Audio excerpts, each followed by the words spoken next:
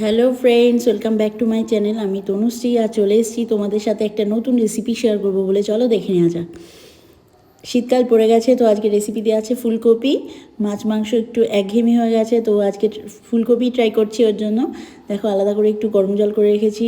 এর মধ্যে ফুলকপিগুলোকে একটু বড় সাইজের কেটে দিয়ে দিলাম। এবার এটাকে একটু লো ফ্লেমে হালকা করে ভাপিয়ে নেব, হালকা করে।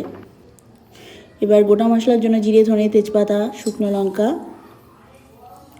আর গোটা গরম মশলা আর হচ্ছে 2-4টে কাজু বাদাম নিয়ে নিয়েছি আর 2টো তেজপাতা। এবার এটাকে হালকা করে নেড়ে চেড়ে একটা মিক্সির বাউলে এটাকে একটু ব্লেন্ড করে নেব।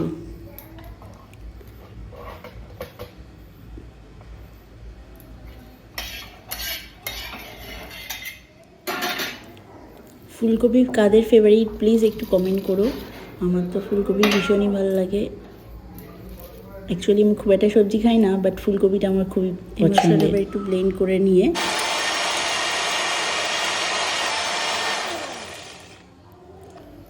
ফুলকপিগুলোকে জল ঝরিয়ে নিয়েছি। এবার তেল প্যানে গরম হয়ে গেছে, এবার ফুলকপিগুলোকে ছেড়ে দিচ্ছি। দেখো এবার নুন হলুদ পরিমাণ মতন দিয়ে একটু হালকা করে নেড়ে নেবো তেলে ফুলকপিগুলোকে।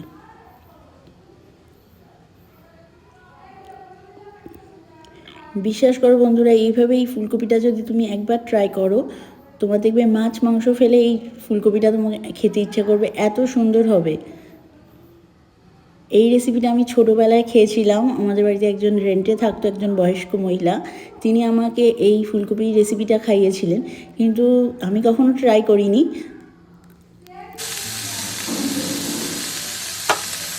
সত্যি বলছি, এইভাবে করে দেখো, তোমাদের সত্যিই খুব ভালো লাগবে।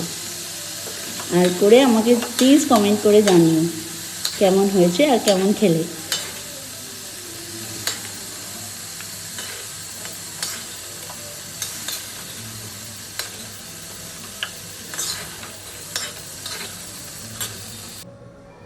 দেখো একটা ওই মশলাটাকে একটু ব্লেন্ড করে নিয়েছি, সেই মশলাটাকে একটু ম্যারিনেট করে নেব কপিগুলোর সাথে।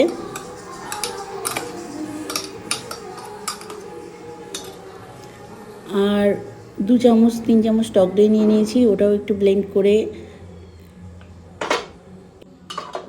এবার দেখো ওটাকে ভালো করে ম্যারিনেট করে নিচ্ছি, দইটাকেও একসাথে ফুলকপিটার সঙ্গে। এবার এটা কিছুক্ষণের জন্য রেখে দেবো, 5-7 মিনিটের জন্য। এবার ওই তেলটাতেই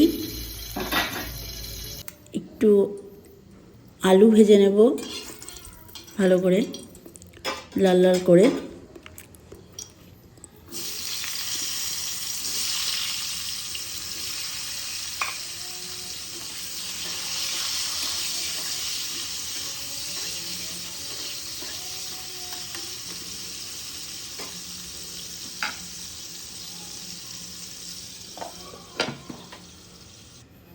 আলুটা ভাজা হয়ে গেছে, এবার আলুগুলোকে একে একে তুলে নিয়ে 2টো পেঁয়াজ আগে থেকে কুচিয়ে রেখেছি। এই তেলটাতে 2টো গরম মশলা, গোটা গরম মশলা ফোড়ন দিয়ে এতে ওই কুচিয়ে রাখা পেঁয়াজটা দিয়ে লাল লাল করে ভেজে নেব।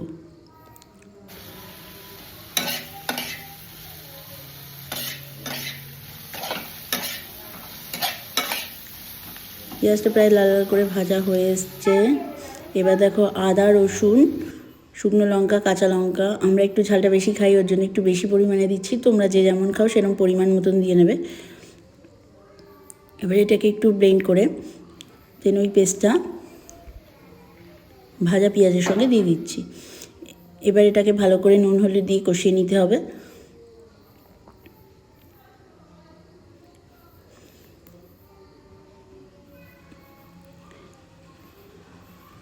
এবার একটু সামান্য জল দিয়ে আবার একটু নেড়ে চেড়ে কষিয়ে নিয়ে ভেজে রাখা ফুলকপির ম্যারিনেট করাটা আর ফুলকপিগুলোকে আর তার সাথে ভেজে রাখা আলুগুলোকে এবার সব দিয়ে একসাথে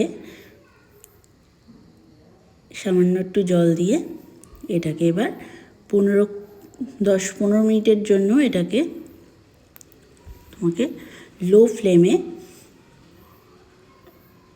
ভাপাতে দিতে হবে। তাহলেই রেডি হয়ে যাবে ফুলকপির ভাপা। দেখো এরকম টাইপের একটা হয়ে গেলে, রঙটা এসে গেলে তুমি এতে একটু সসও দিয়ে দিতে পারো।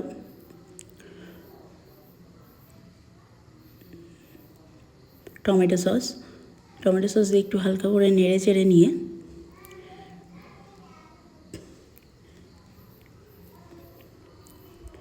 এতে একটু গরম মশলার গুঁড়ো উপর থেকে ছড়িয়ে দেবে নামানোর আগে। আর টেস্টটা ব্যালেন্স করে রাখার জন্য